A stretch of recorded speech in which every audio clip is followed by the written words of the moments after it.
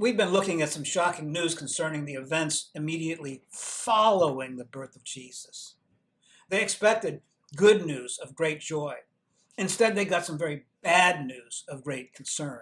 And we want to learn what happened and why it happened and who the people were and why they responded the way they did. And we want to know what difference it can make in your life and in my life today. So we've been saying that the Bible tends to spend a very great deal of time on the events surrounding the birth of Jesus and very little time between his birth and the beginning of his public ministry 30 years later. We do see an appearance of Jesus in the temple when he's 12 years old, and we see a series of 4 stories immediately following his birth. As you'll recall, Mark begins his gospel with John the Baptist. Luke begins with the story of Mary, but Matthew begins with the story of Joseph and of Herod, and 4 stories surrounding them: the Magi, the escape to Egypt, the slaughter of the innocents, and the return to Israel. We looked at the story of the Magi. You can find that in our Christmas Miracles message series on our website, consequentialchristianity.com. We also looked at the escape of Jesus into Egypt with his family. It had to do with the unexpected, the uncertain, and the unknown. And we looked at a very difficult passage of the slaughter of the innocents that left Rachel weeping in her grave, of the loss of the children, but then the promise of redemption and restoration. Now, in this message, I'd like to take a look at Jesus and his family and his return from Egypt.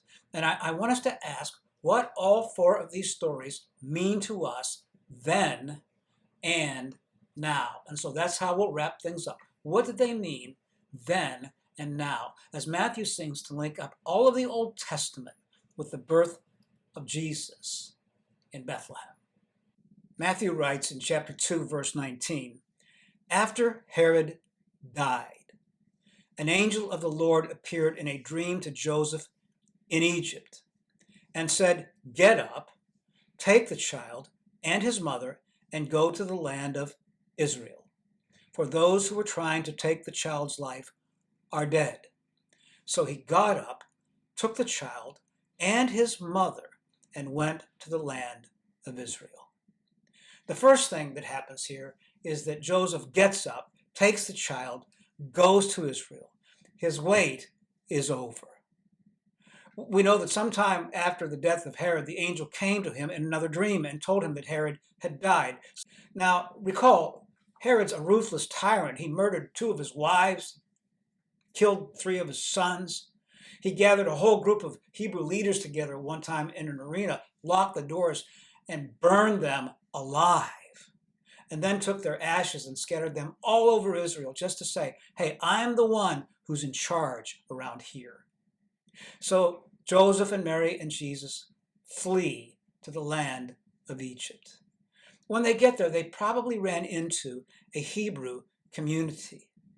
We know that Hebrews had fled from the Assyrians, the Babylonians, and the Babylonian captivity. And they went down there to Egypt. And when they got there, they settled in various communities. So Jesus or Joseph and Mary sort of ran into one of these communities at some point down there in Egypt. I'm sure they missed their family, their friends, their vocations. They had left everything behind. They had nothing left, but they were there with some of their people, some people who would look out for them and watch over them because they were afraid of being found, recognized, identified. So here we have this little family of refugees that had crossed the border into Egypt. And once again, the angel comes to provide guidance. They traveled down the trade route from Bethlehem to the Mediterranean coast and then down through Gaza into Egypt. It was about a 3 to 4 month journey over the desert route. It was dangerous, it was hot, the land was parched and dry.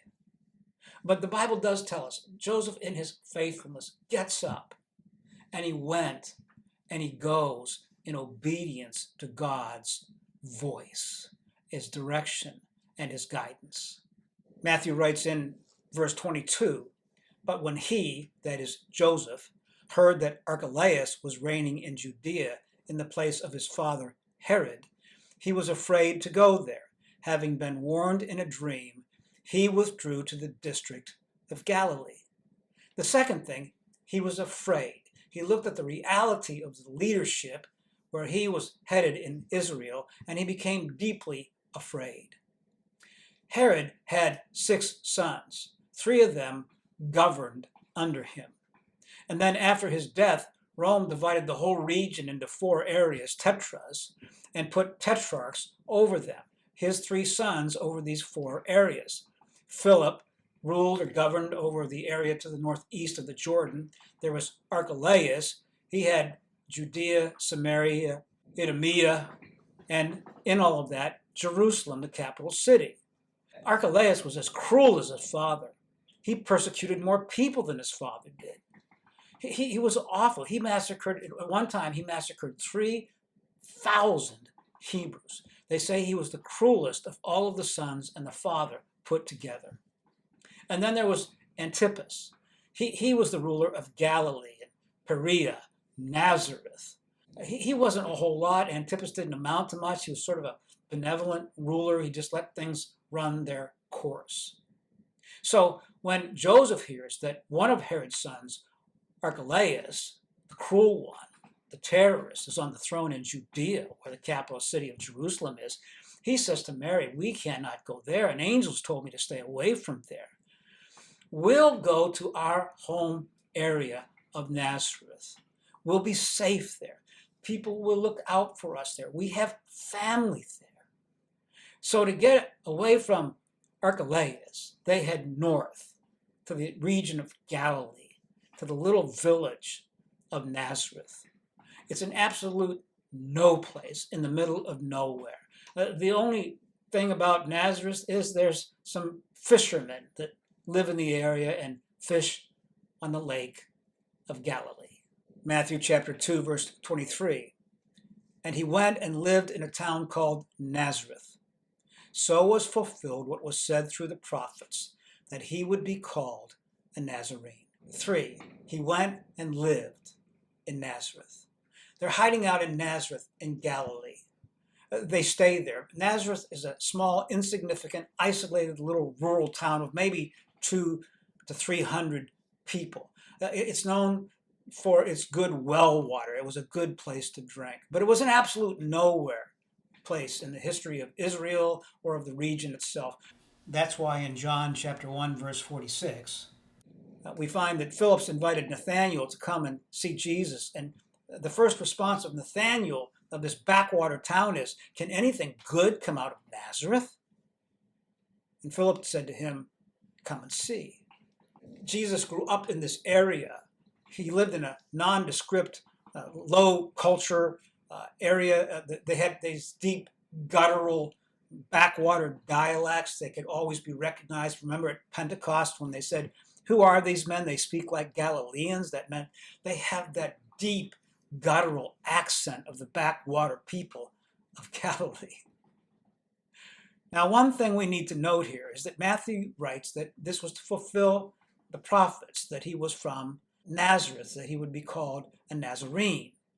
And so this is the place, this little town of Nazareth, where Jesus first read in the synagogue when he was beginning his public ministry from the prophet Isaiah. And he said to them, today, in this town, in this place, this prophecy has been fulfilled. So Joseph got up, he was afraid, and he went and he lived in Nazareth. So let's wrap all of these stories together now and ask, what can we learn from the Magi and from the escape to Egypt and from the slaughter of the innocents and from the return to Israel? What is God trying to say in these 4 events immediately following the birth of Jesus? Well, I think the first thing that we can see is an unwavering trust in the providence of God, of the plan of God. I love the doctrine of the providence of God, that beneath the surface of the visible world, the world that we see, is the invisible hand of God. that there is more to reality than what we can see ourselves. That's why the Bible tells us to walk by faith and not by sight, because our sight is not always a clear indicator of reality, of what's happening. And especially as we learn in these stories, as we look at the specifics, does it really seem like this is God's plan until it unfolds, until the end? These stories are stories of the unexpected, of the uncertain, of the unknown, of the kind of world that you or I live in. And in all of this uncertainty, the question becomes, what or who do we trust? And what I love about Joseph and Mary is they had this unwavering trust in the plan of God. They have no idea where they're going or where they're headed or what the future holds. But it is in the midst of this uncertainty that they trust that God has an ultimate plan. He has a promise that has been made, as it was written in the scriptures of the Old Testament, to be fulfilled by Jesus. From Joseph's eyes, it looked like Herod and the baby in Egypt were utter darkness. That's all he could see. No way out. What is going on? I have no idea what God is doing. But he knew that at the very moment when things looked the darkest, God was about his greatest work. He may be silent, but he is never still. God says, see the bigger picture. I can see life from an infinite, eternal vantage point and perspective. I can see what you can't see. I know how the story ends. So trust me, trust me, trust me, even when it doesn't make sense. They had this unwavering trust in the providence and the plan of God. The next thing we notice is the personalized guidance of God. Every step of the way, from the Magi to the escape, to the killing of the children, to the return to Israel, there is God leading and guiding and showing the way. They don't know the outcome. It's unexpected, the uncertain, the unknown future. Matthew's trying to link together all the prophecies of the Old Testament, of Moses coming out of Egypt and Jesus coming out of Egypt, trying to tell them that God is leading and guiding and directing his people for 1,500 years. He did then, he will now. We have a God who says, I will provide personalized guidance for your life. I understand you. I know you. I love you. I want the very best for your life. Take my hand. I am trustworthy. I have your very best interest in mind. I can offer you personalized guidance so you won't get lost. I understand your unique life, your unique situation, your unique events. I will provide a way for you. Follow my guidance. I will love you in your lostness, in your darkness, no matter where you find yourself. I will guide you. And so God brings his people out of Egypt, out of the land of oppression and slavery and justice. And God brings out his son, Jesus, from that same land so that he could lead and guide you and me out of that kind of oppression and captivity and bondage into the freedom of a new life in Jesus. Jesus says, I am the light of the world. The light shines in the darkness, and the darkness has not overcome it. It's interesting that darkness cannot put out light, but light can put out darkness. I can show you the way. I can give you light so that you don't wander in the darkness. And we say, well, what about my life? Not my life. Yes, your life. Listen, look, watch. See how I have been working in your life, wherever you find yourself. I have been active. I've been guiding and leading you. I lead and guide you every time you read my word and stop and absorb it and soak it in.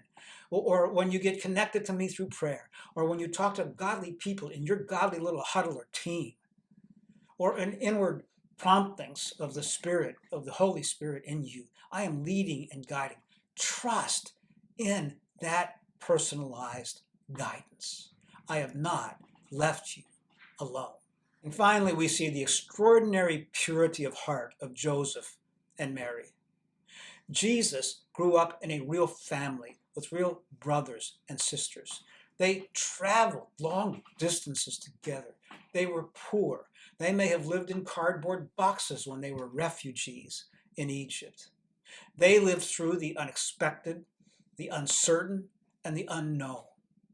They had been told that something good would happen, of great joy, that turned into really a hard story for them.